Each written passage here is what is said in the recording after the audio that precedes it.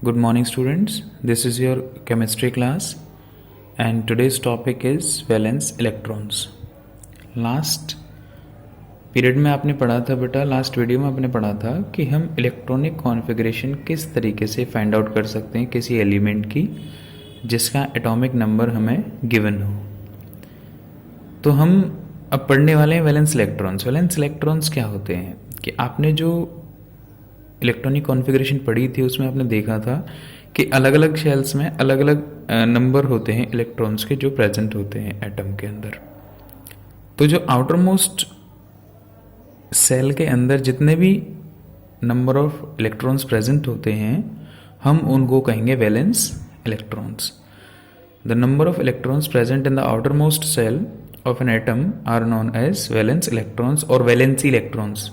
इनको valence electron या valence electrons क्यों बोला जाता है? क्योंकि ये किसी भी एलिमेंट के एटम की कंबाइनिंग कैपेसिटी को डिसाइड करते हैं कि वो दूसरे कितने एटम से जुड़ सकता है, मैक्सिमम और मिनिमम। जैसे कि मैं एग्जांपल लेता हूँ, फॉर एग्जांपल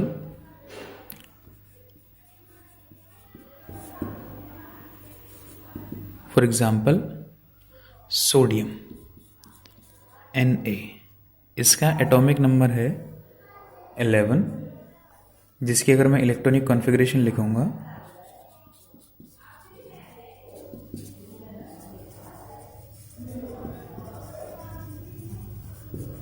इलेक्ट्रॉनिक कॉन्फ़िगरेशन क्या आएगी इसकी K-L-M। तो इसके अंदर टोटल इलेक्ट्रॉन्स कितने हैं? नंबर ऑफ इलेक्ट्रॉन्स हैं 11। तो 2 आएंगे K में, 8 आएंगे L में और 1 जाएगा आपका M के अंदर। तो इसके आउटर मोस्ट सेल कौन सी होगी? M shell. इसके अंदर कितने इलेक्ट्रॉन्स होंगे? 1। तो इसके जो वैलेंस इलेक्ट्रॉन्स हैं वो कितना है? 1 है।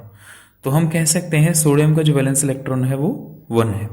इस तरीके से हम एग्जाम्पल लेते हैं किसी और एटम का, जैसे कि हम लेते हैं सल्फर, जिसका एटॉमिक नंबर होता है 16। उसकी जो इलेक्ट्रॉनिक कॉन्फ़िगरेशन है वो क्या होगी? सल्फर का एटॉमिक नंबर 16 और उसकी इलेक्ट्रॉनिक कॉन्फ़िगरेशन क्या होगी? K-L-M शेल में कितने कितने इलेक्ट्रॉन्स होंगे? 2, 8, 6। तो इसकी आउटर मोस्ट सेल क्या है? M, और उसके अंदर कितने इलेक्ट्रॉन्स हैं? 6। तो इसके वैलेंस इलेक्ट्रॉन्स कितने काउंट होंगे? 6 काउंट होंगे, जो कि सोडियम के लिए कितने थे वैलेंस इलेक्ट्रॉन्स? 1। तो हम कह सकते हैं जो आउटर मोस्ट सेल के अंदर जो इलेक्ट्रॉन्स होते हैं एटम के, उनको हम वैलेंस इलेक्ट्रॉन्स बोलते हैं। अब आपने हर किसी 1 to 20 एलिमेंट के लिए इलेक्ट्रॉनिक कॉन्फ़िगरेशन फाइंड आउट की थी, पता लगाया था आपने कितने इलेक्ट्रॉन्स अवेलेबल होते हैं हर किसी एटम के लिए उसके अलग अलग सेल्स के अंदर। तो आप ये देख सकते हैं आउटर मोस्ट सेल के अंदर जो इलेक्ट्रॉन्स होंगे उनको हम क्या कहेंगे? वैलेंस इलेक्ट्रॉन्स कहेंगे। अब जो वैलेंस इलेक्ट्रॉन्स हैं वो अलग अलग एलिमेंट के लिए अलग अलग होते हैं लेकिन कुछ एलिमेंट्स के लिए सेम भी होते हैं। जैसे आपने देखा था सोडियम के लिए 1 है, हाइड्रोजन के लिए 1 है, लिथियम के लिए 1 है। आउटर मोस्ट सेल के अंदर जो इलेक्ट्रॉन्स हैं हम उनकी बात कर रहे थे। तो अब कोई भी जो एटम है वो कब किसी एलिमेंट से रिएक्ट करेगा और कब नहीं करेगा, तो इसके कॉन्सेप्ट में हमारा एक स्पेशल टाइप के एलिमेंट्स हैं हमारे पीरियोडिक टेबल में, जिनको हम जानते हैं नोबल गैसेस के नाम से। तो उनको नोबल गैसेस क्यों काउंट किया जाता है? नोबल गैस उनको इसीलिए काउंट किया जाता है क्योंकि वो किसी भी दूसरे एलिमेंट से रिएक्ट नहीं करती हैं। और नोबल गैस में सबसे पहले नंबर आता है हीलियम का, उसके बाद में आता है नियोन का, और उसके बाद आता है आपका आर्गन का। अप टू 20 के लिए हम बात कर रहे हैं यहाँ पे।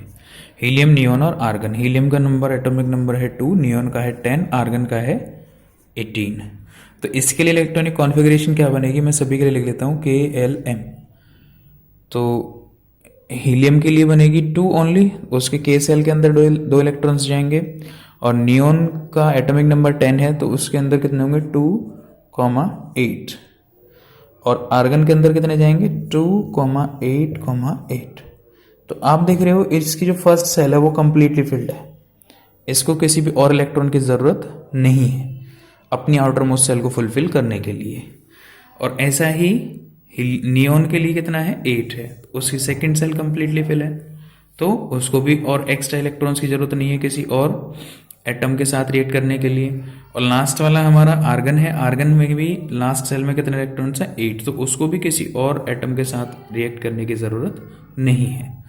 तो हम कह सकते हैं कि ये जो हमारी नोबल गैस है, नोबल गैस उनको किस लिए नाम दिया गया, because they do not react with any other element, because they have their completely filled outer most shell, क्योंकि उनकी जो आउटर मोस्ट सेल है वो कंप्लीटली फिल्ड होती है। They need not to be shared their electrons, lose और gain electrons to become stable, because they are already in the stable state.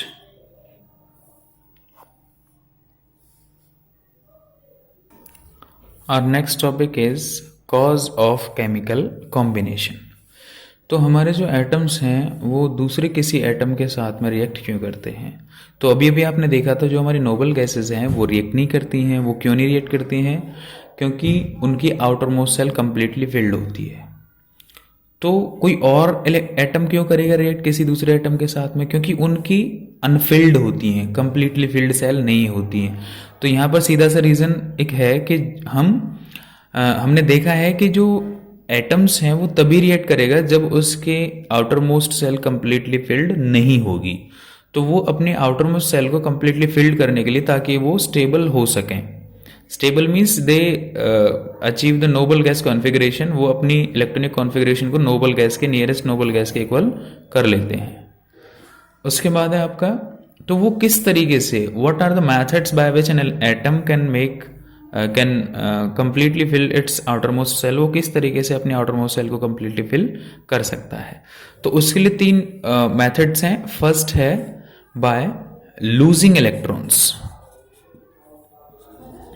by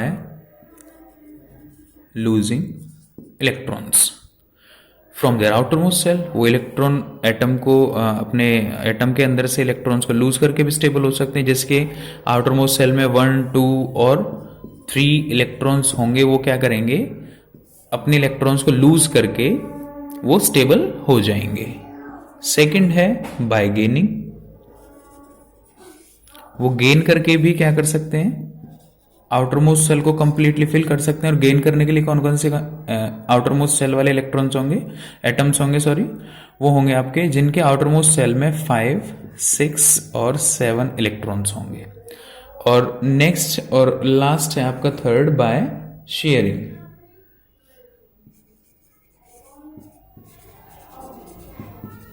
by sharing, sharing के लिए कौन से atoms हमारे 4, जिनकी आउटर मोस्ट सेल के अंदर, या फिर हम ये कह सकते हैं जिनकी वैलेंसी 4 हो, 5 हो, 6 हो और 7 हो, वो शेयर करके अपने आउटर मोस्ट सेल को क्या कर सकते हैं, कंप्लीटली फिल कर सकते हैं और एक नोबल गैस कॉन्फ़िगरेशन को अचीव कर सकते हैं। So we can say cause of chemical combination क्या है, the atoms combined with one another to achieve the inert gas element arrangement और electronic configuration to become more stable. So this is the fact why atoms get combined with any other elements atom to become stable. So this is the topic we have covered, cause of chemical combination. Examples we will take when we will study the formation of compounds by using elements. Thank you.